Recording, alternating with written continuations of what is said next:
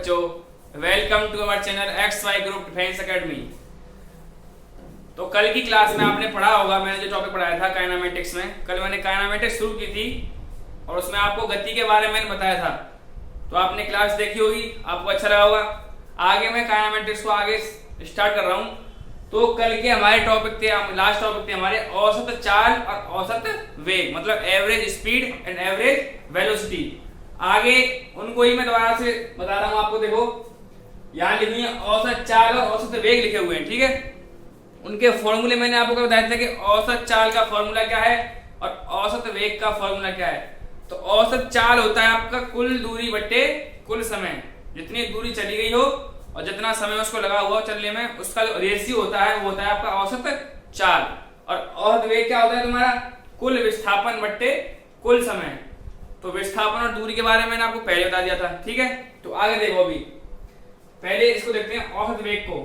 v average delta S upon delta T, मतलब कुल विस्थापन और कुल समय, कितना विस्थापन है और कितना समय लग रहा है उसमें, उसके जो रेशियो होगा वो क्या होगा? आपका औसत वेग होगा, एवरेज वेलोसिटी होगी। अब देखो इधर औसत चाल, एस एवरेज स्पीड है, एस मतलब, और ये एवरेज कुल दूरी S1 S2 S3 आपको तीन दूरी दे रखी है मान लो, और समय लग रहा है S1 में T1 समय लग रहा है, T2 T3 समय लग रहा है। अब देखो औसत चाल आपका, ये देखा आपको S एवरेज स्पीड और ये एवरेज औसत। इसमें तीन आपको दूरी रखी है S1 S2 S3 और तीन समय T1 T2 T3। तो इसका फॉर्मूला होगा ऐसे। इसमें कुछ कंडीशन है आपके लिए। कंडीशन 1 क्या है? जब दूरी आपको ज्ञात ना हो, दूरी के बारे में पता ना हो कि दूरी कितनी दे रखी है, तो हम क्या करेंगे? हमको दो दे रखे होंगे वेरिएबल, एक v दे रखा हुआ, एक t दे रखा हुआ। तो उस हिसाब से हम इस फॉर्मूले जाएंगे क्या निकालने के लिए? औसत चाल निकालने के लिए, जब हमको क्या ज्ञात ना हो, दूरी हमको ज्ञात ना हो, ठीक है। एंड कंडीशन सेकंड क्या है? जब समय ज्ञात ना हो, समय को हमको बताना हो, तो कैसे निकालेंगे? आपको दूरियां ज्ञात होंगी उसमें तीन, और उनके वेग दे रखे होंगे, उनकी चाल दे रखी होगी आपको v1 v2 और v3, ठीक है। और तीसरी कंडीशन क्या है? जब समय समान हो, मतलब समय क्या हो? t1 = t2 = t3, समय क्या हो? समान हो। तो क्या करेंगे? s एवरेज लगाएंगे v1 + v2 + v3 upon t। जब समय क्या हो? तीनों समान समय हो, जितनी भी आपको 3 4 2 जितने रखे हो वो समान होने चाहिए। और चौथी कंडीशन क्या है आपकी? समान दूरी हो। दूरी क्या हो? S1 = S2 = S3, तीनों क्या होंगे? समान हो। तब कौन सा यूज करेंगे फॉर्मूला? ये वाला, S average 2v1 v2 upon में v1 + v2। तो इस औसत चाल की ये चार कंडीशन मैंने आपको बताई हैं। इनको नोट करना, आराम से याद करना, बहुत ही इंपॉर्टेंट है ये पेपर के हिसाब से, ठीक है।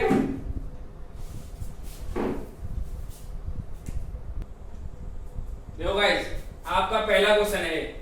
क्वेश्चन क्या है? एक कण 1 सेकंड में बिंदु A से B तक अर्धवृत्तीय पथ जिसकी त्रिज्या 1 मीटर है पर गति करता है, तो औसत वेग क्या होगा? एवरेज वेलोसिटी निकालनी है इस क्वेश्चन में। तो औसत वेग का फॉर्मूला मैंने आपको बताया था अभी। औसत वेग जो होता है वो क्या होता है? कुल विस्थापन बट्टे कुल समय, होता है नहीं होता? तो कुल विस्थापन बट्टे कुल समय, या d बट्टे t। d मतलब डिस्प्लेसमेंट विस्थापन, t मतलब समय। तो इसमें क्या कह रहा है? एक कण 1 सेकंड में बिंदु A से B, मान लो ये बिंदु A है और ये बिंदु क्या है? B है। A से B तक अर्धवृत्तीय पथ, मतलब एक वृत्त है आधा, उसकी त्रिज्या कितनी दे रखी है आपको? त्रिज्या होती है, यहां से मुझे रखिए 1 मीटर। तो यहां से यहां 1 मीटर, और ये कितना हो गया? ये भी 1 मीटर हो गया। ये A पॉइंट है, ये B पॉइंट है। तो एक कण 1 सेकंड में बिंदु A से, मतलब सेकंड में समय दे रखा है आपको 1 सेकंड, t का जो मान दे रखा है क्या रखा है? 1 सेकंड दे रखा है। तो A से B तक गति कर रहा है वो अर्धवृत्तीय पथ पर, तो उसका विस्थापन क्या होगा? विस्थापन के बारे में बताया था कि विस्थापन वो होता है जो प्रारंभिक स्थिति और अंतिम स्थिति के बीच की न्यूनतम दूरी जो होती है। तो इसकी न्यूनतम दूरी कितनी है? यहां से यहां तक इसकी न्यूनतम दूरी होगी कितनी? 2 मीटर। हो गई नहीं हो गई? तो विस्थापन हो गया हमारा 2 मीटर। समय हमको दे रखा है कितना? 1 सेकंड। तो औसत वेग कैसे आएंगे, डी।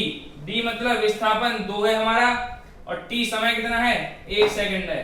तो हमारा आंसर क्या आ गया, मीटर बन पर सेकंड, क्योंकि ये मीटर में है और ये सेकंड में है। ये हमारा औसत वेग का आंसर हो गया 2 मीटर पर सेकंड। ठीक है, अगला क्वेश्चन देखो, क्वेश्चन नंबर सेकंड। एक कण r त्रिज्या के अर्धवृत्त पर नियत चाल से t समय में a से b तक जाता है, तो निम्न क्वेश्चन आपको ज्ञात करने हैं। मतलब क्या है, एक कण r त्रिज्या के, तो मान लो एक यहां से a से पॉइंट b तक एक अर्धवृत्त हो गया, इसकी त्रिज्या कितनी दे रखी है आपको, r दे रखी है, त्रिज्या दे रखी है आपको इसकी r। तो उसमें आपको क्या निकालना है, पहला आपका तय की गई दूरी ज्ञात करो।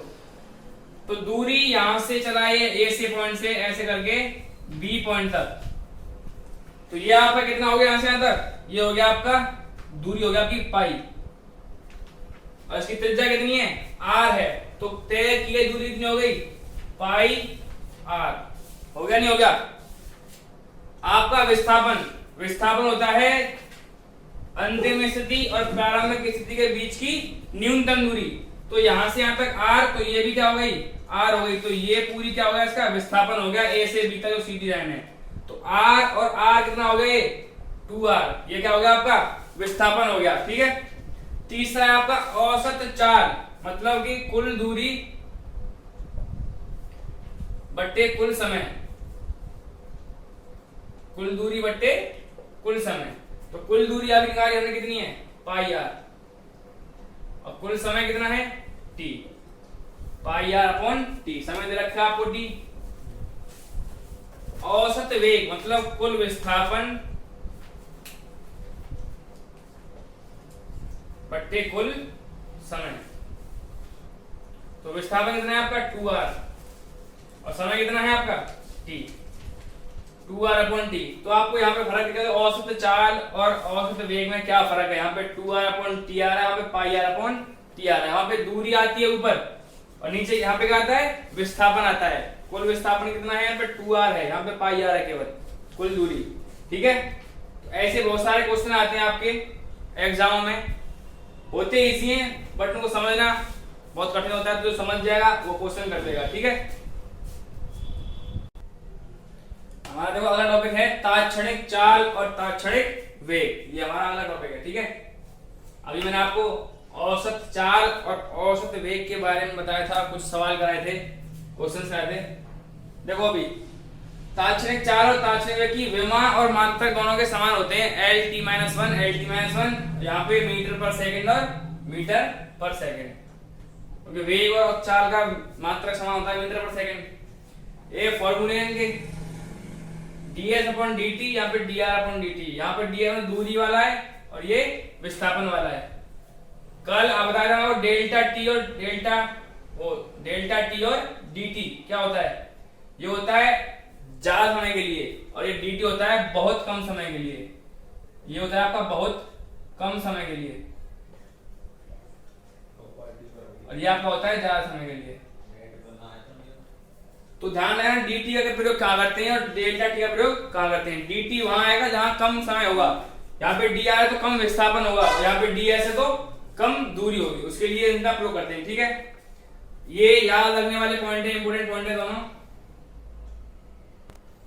जीवा की ढाल औसत चाल होती है, और जो स्पर्श रेखा की ढाल होती है वो क्या होती है, तात्क्षणिक चाल होती है। जीवा में कोई ऐसे वक्र होगा इस तरह के, ऐसे वाला या ऐसे वाला, उसकी चाल क्या होगी, उसकी ढाल होगी आपकी औसत चाल, और स्पर्श रेखा जहां आएगी वहां पे क्या होगी, तात्क्षणिक चाल होगी। ठीक है, अब देखो यहाँ पे ग्राफ बना हुआ है, या तो दूरी विस्थापन और ये समय के लिए। आपने एक फॉर्मूला पढ़ा होगा y = x², पढ़ा नहीं पढ़ा, या इसको मान लो s = t²। विस्थापन और समय के बीच ये होता है s = t² मान लिया। ठीक है, इसको अगर हम इसकी टेबल बनाएंगे s और t की, s क्या लेंगे 0, तो यहाँ पे क्या आएगी 0, यहां से देखो 0 की जगह 0 आएगी। 1 लेंगे तो 1 आएगी। अगर हम 2 लेंगे एस की जगह, एस यहाँ पे 2 लिया तो यहाँ पे क्या आ जाएगी 4 आएगी, और यहाँ अगर 3 लेंगे तो 9 आ जाएगी। ठीक है, तो देखो पहले आपका पहले सेकंड में ये बहुत कम बढ़ रहा है, 0 है तो 0 ही है, 1 है तो 1 ही है। ठीक है, अगर हम इसको 2 ले रहे हैं तो ये कितना हो रहा है 4 हो रहा है, इसको 3 ले रहे हैं तो ये 9 हो रहा है। यहाँ पे इसको T ले लो और यहाँ पे इसको S। ठीक है,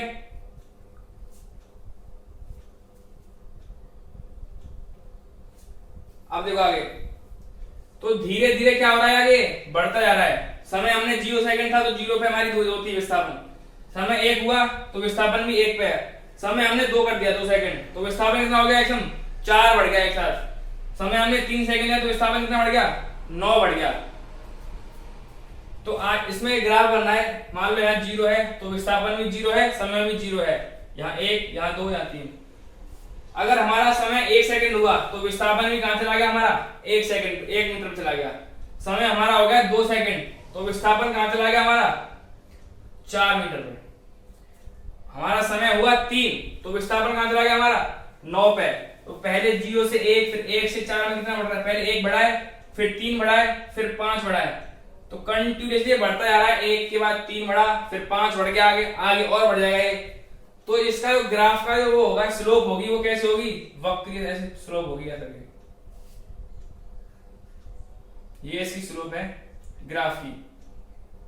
ठीक है, तो इसके बीच की दूरी है वो होगी आपकी डेल्टा विस्थापन हो गए, और ये आपका कितने समय में डेल्टा टी समय में, बहुत कम समय में विस्थापन बहुत बढ़ गया है, 2 सेकंड में आपका इतना बढ़ गया विस्थापन, तभी ये कम समय में विस्थापन बढ़ता है आपका। ठीक है,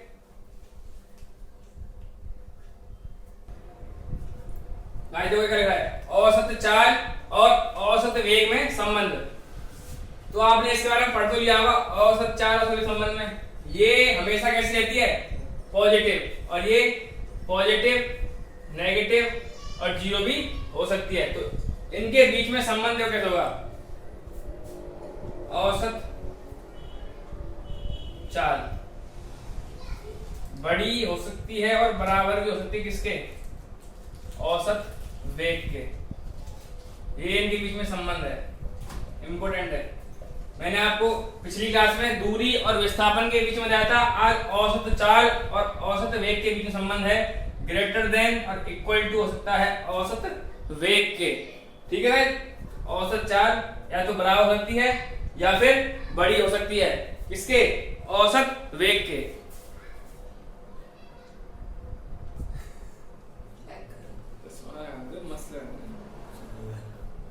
चलेगा चल रही वीडियो, हाँ करना चल रही है काट देंगे। तो गाइस देखो एक क्वेश्चन आपका, v इक्वल रेखा आपको 10 + 2t + 3t स्क्वायर से एक सीधी रेखा में गति कर रही है। तो आपका क्वेश्चन है यदि t बराबर 0 सेकंड पर वस्तु कहां है 20 मीटर पर है, तो t बराबर 1 सेकंड पर वस्तु का विस्थापन क्या होगा। कोई वस्तु आपसे इस वेग से गति कर रही है, तो t बराबर 0 सेकंड में कहां पे है 20 पर है, तो t बराबर 1 सेकंड पर कहां होगी। ठीक है, तो देखो v इक्वल क्या होता है आपका ds/dt, विस्थापन निकालना है हमको, और v आपको देखा कितना 10 + 2t + 3t स्क्वायर। तो यहाँ पे देखो ds dt चलेगा इधर आपका, तो 10 + 2t + 3t स्क्वायर, और यहाँ पे क्या आ गया आपका dt आ गया।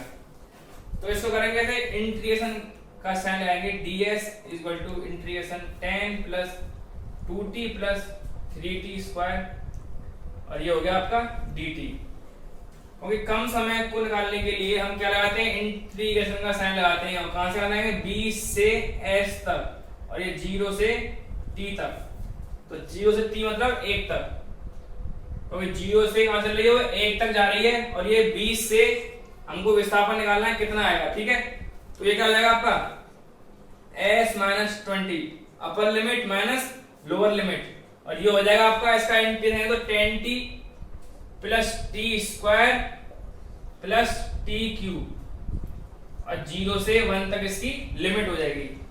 तो आगे क्या होगा s इक्वल टू 20 चलाएगा आपका इधर, तो ये 20 होगा प्लस का प्लस, लिमिट रहेंगे तो 10 plus 1 plus 1, s equal to 20 plus 10 1 1 हो गया 12 हो गया, और s इक्वल टू 32। तो आपका जो विस्थापन हो गया s इक्वल टू 32 हो गया, ये हो गया आपका आंसर। वो t बराबर 1 सेकंड में वस्तु कहां पहुंचेगी, वो 32 पर उसका विस्थापन हो जाएगा। ठीक है, तो आपकी जो लिमिट है 20 से कहां हो जाएगी, वो 32 तक हो जाएगी। तो ये आपका क्वेश्चन था। ठीक है, तो क्वेश्चन समझ आ गया आपके। तो आज का टॉपिक यहीं पे एंड होता है, तात्क्षणिक चाल और तात्क्षणिक वेग का। आगे हम आपको त्वरण के बारे में जानकारी देंगे, तो कल की क्लास में आपको त्वरण के बारे में बताया जाएगा। आज की क्लास आपकी यहीं खत्म होती है। इस वीडियो को लाइक करें, शेयर करें और सब्सक्राइब करें, समझ में आया तो ठीक है। और अगर कोई गलती हो इसमें तो कमेंट में बताएं, कोई गलती हुई हो तो कमेंट में इस बारे में जानकारी दें, ज्यादा से ज्यादा इसको शेयर करें। ठीक है।